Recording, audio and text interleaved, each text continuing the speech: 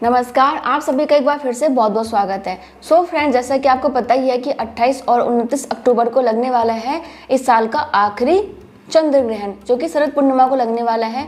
और जब चंद्र ग्रहण भारत में दिखाई देगा तो उसका सूतक काल भी मान्य होगा। तो बहुत सा महिलाओं का बस कमेंट आ रहा था कि मैम सूतक काल में हमें क्या करना है, क्या नहीं करना है, और बहुत सा सवाल पूछे गए हैं। तो मैं आपको एक एक करके सवाल बताऊंगी, उसका जवाब भी देती रहूंगी कि आपको करना है कि नहीं करना है, ताकि आपका दिमाग पूरी तरीके से क्लियर हो जाए कि हाँ, मुझे सूतक काल में क्या करना चाहिए और क्या नहीं करना चाहिए। देखो जी, सबसे पहले तो आप ये जान लीजिए कि सूतक काल होता क्या है। देखो, सूतक काल का मतलब होता है खराब समय। खराब समय मतलब ये है कि इस समय कोई भी अच्छा काम नहीं करना चाहिए, शुभ कार्य नहीं करना चाहिए। जैसे कि कोई भी नया सामान नहीं खरीदना चाहिए और आपको कोई भी शुभ कार्य नहीं करना चाहिए। शुभ कार्य क्या होता है, जैसे कि मान लो कि हमें घर में पूजा पाठ करनी है या फिर हवन करना है, या फिर हम कोई भी अच्छा काम अगर करना चाहते हैं, शुभ कार्य करना चाहते हैं, मंदिर जाना चाहते हैं, तो इस समय हमें नहीं करना चाहिए। आपको क्यों नहीं करना चाहिए? क्योंकि ये खराब समय होता है, अशुभ समय होता है। अशुभ समय में शुभ कार्य कैसे हो सकता है? नहीं हो सकता। अब देखो जी, सूर्य ग्रहण का जो सूतक काल होता है वो लगभग 12 घंटे पहले लग जाता है, और चंद्र ग्रहण का सूतक काल लगभग 9 घंटे, और कुछ लोग ये मानते हैं कि 8 घंटे पहले से लग जाता है। तो जो सूतक काल से संबंधित सबसे पहला सवाल है वो ये है कि क्या सूतक काल के दौरान हम घर से बाहर जा सकते हैं? तो जी बिल्कुल जा सकते हैं। ऐसा नहीं है कि आप सूतक काल के दौरान घर से बाहर नहीं जा सकते हैं। ग्रहण में घर से बाहर जाने के लिए मना किया जाता है। कुछ लोग मानते होंगे, अगर आपके घर में मानते हैं तो मान लीजिएगा, नहीं तो आप आराम से सूतक काल के दौरान घर से बाहर जा सकती हैं। अब देखो जी, कोई महिला ऑफिस जा रही हैं तो क्या वो करे? वो दोपहर में 2 बजे से सूतक काल लगेगा तो क्या करे? वो ऑफिस में बैठी रहेगी, अपने घर नहीं आएगी? बिल्कुल आएगी। या फिर किसी को डॉक्टर के पास जाना है, किसी को अपने रिश्तेदार के यहाँ जाना है, और कुछ लोग खाना खाने के बाद टहलते हैं, तो क्या वो टहले ना, या फिर अपने रोजमर्रा का काम ना करें? बिल्कुल कर सकते हैं और आराम से आप बाहर जा सकती हैं, कोई दिक्कत नहीं है। अब दूसरा सवाल ये है कि क्या हम सूतक काल के दौरान खाना बना सकते हैं? क्या हम सूतक काल के दौरान खाना खा सकते हैं? तो बिल्कुल, सूतक काल के दौरान आप खाना बना भी सकती हैं, खा भी सकती हैं। लेकिन कुछ लोग यही मानते हैं कि सूतक काल के दौरान हमें खाना बनाना नहीं चाहिए और खाना नहीं चाहिए। तो सूतक काल के दौरान अगर आपके घर में यह नियम है कि भाई खाना बनाना भी नहीं है, खाना भी नहीं है, तो वो आप देख लीजिएगा, क्योंकि इतनी देर तक भूखे प्यासे रहना कोई मामूली बात नहीं है। आप प्रेग्नेंट हैं और छोटी छोटी चीज़ों से कॉम्प्लिकेशन हो जाते हैं, डॉक्टर के पास जाना पड़ेगा, भर्ती होना पड़ेगा हॉस्पिटल में, या फिर और भी ज़्यादा दिक्कत हो सकती है। तो ये सही नहीं है।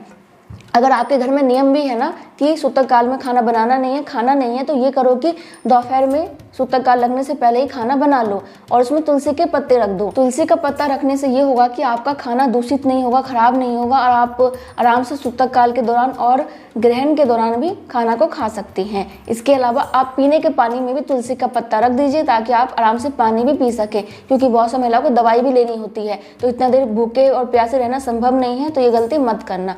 ग्रहण थोड़ी बहुत देर का होता है, उस समय आप फिर भी बर्दाश्त कर लेंगे, लेकिन सूतक काफी लंबा होता है, तो ऐसी गलती मत कीजिएगा। वैसे हमारे शास्त्रों में यह वर्णित है कि गर्भवती महिला, बूढ़े, बच्चे और बीमार आराम से ग्रहण के दौरान और सूतक काल के दौरान भी खा पी सकते हैं। तो बिल्कुल चिंता मत कीजिए, बेफिक्र होकर आराम से खाइए, कोई डरने वाली बात नहीं है। इसके बाद एक सवाल ये है कि क्या हमें सूतक काल के दौरान पूजा पाठ करना चाहिए? तो बिल्कुल नहीं। आपको सूतक काल के दौरान पूजा पाठ नहीं करना है, मंदिर के कपाट बंद कर देने हैं, और भगवान जी की मूर्ति को भी स्पर्श नहीं करना होता, क्योंकि सूतक काल के दौरान और ग्रहण के दौरान क्या होता है कि भगवान विश्राम वाली अवस्था में चले जाते हैं, और हमें उनको बिल्कुल भी परेशान नहीं करना, डिस्टर्ब नहीं करना चाहिए।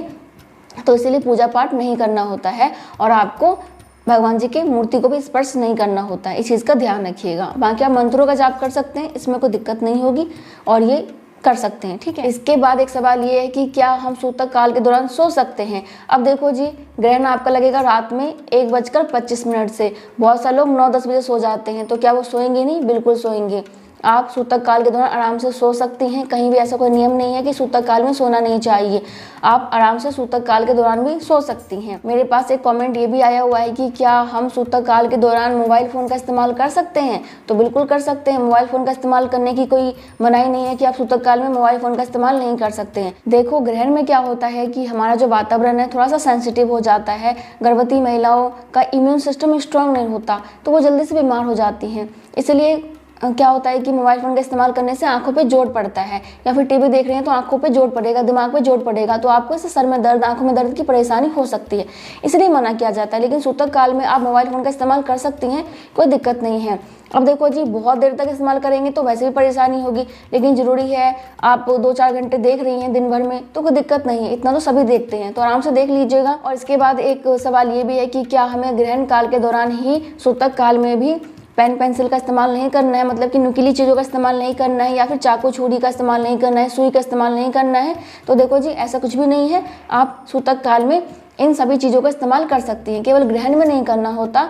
और ग्रहण में भी नहीं करने का कुछ कारण होता है, वो हम दूसरे वीडियो में जानेंगे, लेकिन सूतक काल में आप आराम से इस्तेमाल कर सकती हैं। अगर आपके घर में नियम है कि नहीं करना है तो फिर मत कीजिए, लेकिन आप मुझसे पूछेंगे तो ऐसा कोई नियम नहीं है कि आप सूतक काल में पेन पेंसिल का, सुई का या फिर चाकू छुरी का इस्तेमाल नहीं कर सकती हैं। बिल्कुल कर सकती हैं, किचन में भी जा सकती हैं, खाना भी बना सकती हैं। तो यही कुछ सवाल थे जो कि मुझसे पूछा गया। और आप पूछेंगे कि क्या करना है और क्या नहीं करना है, तो जैसे मैंने आपको पहले ही बताया कि कोई शुभ कार्य नहीं करना, अच्छा काम नहीं करना, नया काम नहीं करना, कोई खरीदारी नहीं करनी है, और आपको रिलेशन नहीं रखना है, पूजा पाठ नहीं करना है, तो यही चीज़ें नहीं करनी है। बाकी आप सारा काम कर सकती हैं, क्योंकि जो भी चीज़ें हैं वो रोज़मर्रा की चीज़ें होती हैं। खाना खाना, खाना बनाना, ये रोज़मर्रा की चीज़ें हैं, और इतने लंबे समय तक इंतजार करना ठीक नहीं होगा। तो आप आराम से सो जाइए, आराम से खाना खा लीजिए, आराम से घर से बाहर जाइए, कोई टेंशन नहीं है। और आप कुछ भी पूछना चाहते हैं तो कमेंट कर सकते हैं। मिलती हूँ नेक्स्ट वीडियो में, तब तक के लिए bye bye, thank you so much, नमस्ते।